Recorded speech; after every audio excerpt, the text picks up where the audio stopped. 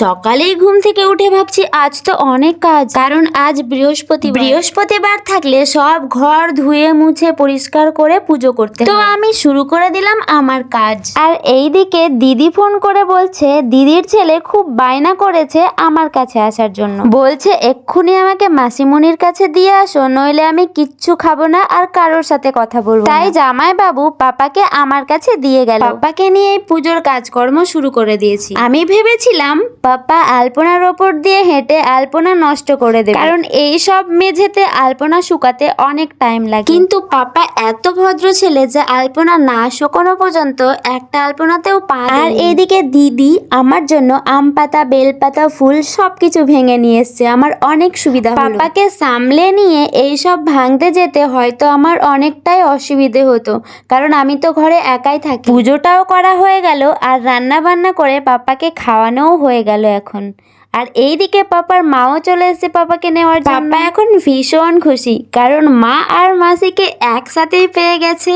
তারপর আমরা চলে এলাম কুল ভাঙতে। কুল ভাঙার পর সজনে ফুল, দিদিরা নাকি সজনে ফুলের সবজি খেতে অনেক ভালোবাসে, আর আমাদের এখানে অনেক সজনে ফুল, তাই একটু ভেঙে দিলাম। আর এই রাস্তা দিয়ে যখনই হেঁটে যাই দেখি এই ফুলগুলো ফুটে রয়েছে। ফুলগুলো দেখতে খুব মিষ্টি লাগে, কিন্তু কোনো স্মেল নেই। আর এই ফুলের নাম কি সেটাও জানি না, তোমরা যদি জেনে থাকো তাহলে অবশ্যই বলে যেও। আর এই গাছগুলো দেখে মনে হচ্ছে খেসারি শাক, কিন্তু আসলে এগুলো ফুল গাছ।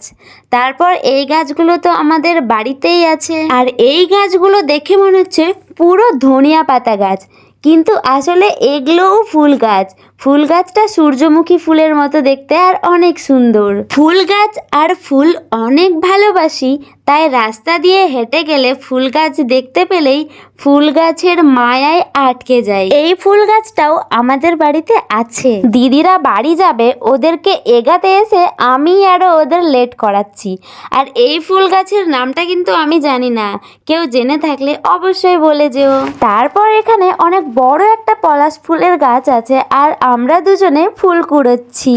কেউ আমাদের বাড়িতে এলে আমার ভীষণ খুশি খুশি লাগে, মনে হচ্ছে আমাদের বাড়িতে থেকে গেলেই ভালো হতো। তারপর আমরা এখানে ফুল গাছ দেখাতে ব্যস্ত হয়ে গেলাম। আর ওদের এগিয়ে দিয়ে বাড়ি ফেরার সময় পাপা বায়না করেছে আমাকে নৌকায় চাপাতেই হবে, নইলে আমি খুব রাগ করব।